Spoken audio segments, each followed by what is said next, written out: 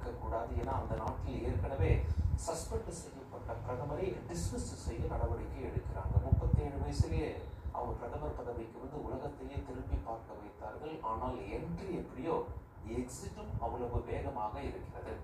தாய்லாந்தை பொறுத்தவரை ஒரு வளரும் நாடு. நம்ம இந்தியர்கள்லாம் அங்கே பேங்காக் போவாங்க, பட்டாயா போவாங்க, சுற்றுலாவுக்கு பெயர் போன நாடு. உலகத்தில் பல்வேறு பகுதியிலிருந்து மக்கள்லாம் வருவாங்க.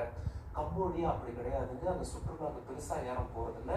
அது ஒரு ஏழை நாடு என்று அறியப்படுகிறது. ஆனால் கம்போடியாவில் தான் மிகப்பெரிய கோயில் அங்கோர் வாட் அமைந்திருக்கிறது. அங்கே சுற்றுலா பயணிகள் செல்வார்கள்.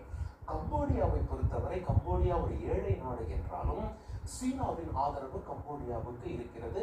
சீனா கம்போடியாவில் நிறைய முதலீடு பண்ணியிருக்காங்க. அது மட்டும் இல்லை, முதலீடு பண்ணது மட்டும் இல்லாம இராணுவ கூட்டு பயிற்சியும் அங்கே எடுக்கிறார்கள். சமீபத்துல கம்போடியாவுக்கு ரோபோ டாக்ஸ் கொடுத்திருக்காங்க. அதாவது ரோபோட் நாய்களை கம்போடியா இராணுவத்தோடு இணைந்து அங்கே போர் பயிற்சிகள் ஈடுபட்டிருக்கிறார்கள். இதனால ரோபோக்கள் துப்பாக்கி ஏந்தி போரில் ஈடுபடக்கூடிய ஒரு சூழலை சீனா கம்போடியாவில் உருவாக்கி இருக்கிறது. அந்த காட்சிகளை பார்த்து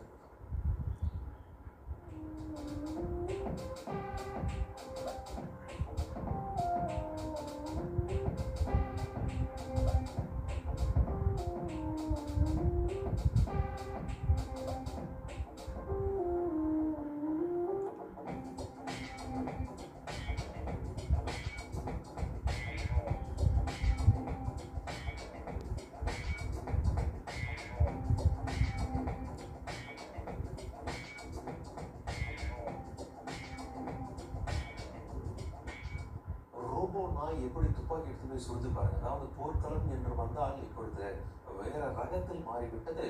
சீனா கம்போடியாவுக்கு நெருங்கிய நண்பனாக இருக்கிறது. அங்க நிறைய காசு செலவு பண்றாங்க கம்போடியாவில் சீனா.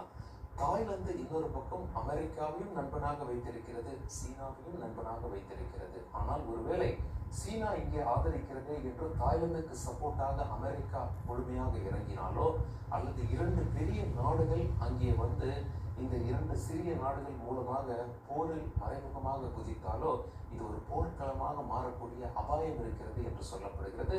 அந்த இரு நாடுகளை பொறுத்தவரை தற்பொழுது சமரசமாவதாக தெரியவில்லை.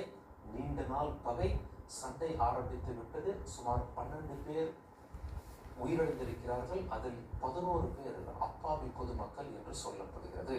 இது போர்க்களமாக மாறிவிடுமா என்ற அச்சம் மற்ற உலக நாடுகளுக்கு ஏற்பட்டிருக்கிறது.